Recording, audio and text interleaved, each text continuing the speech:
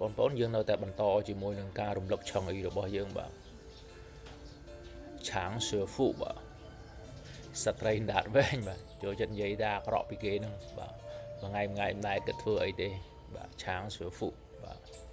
ធូយ៉ាបាទធូយ៉ាការគូវិសលេងកំសាន្តបាទគំនូយើងគូលេងកំសាន្តបាទធូយ៉ាបាទ你吃错药了吗你吃错药了吗ថ្ងៃឯងផឹកថ្នាំខុសមែនបាទថ្ងៃនេះថ្ងៃសិលមែនបាទគឺឃ្លានេះយើងប្រើនៅពេលដែលជនណាមួយគាត់និយាយខុសពីធម្មតាខុសពីប្រក្រតីបាទដែលធ្វើឲ្យយើងភ្ញាក់ផ្អើលយើងក៏សួរថា你吃错药了吗បាទ君子报仇សុភាពបរោះសងសឹក10年不晚10ឆ្នាំក៏មិនយឺតពេកដែរ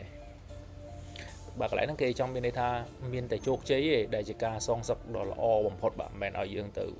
វាយធ្វើបាបបាទទៅអីទេបាទមានតែខ្លួនយើងជោគជ័យទេមានតែខ្លួនយើងរីកចម្រើនទេបាទទៅជាការសងសឹកដ៏ល្អបំផុតបាទ君子报仇10年不晚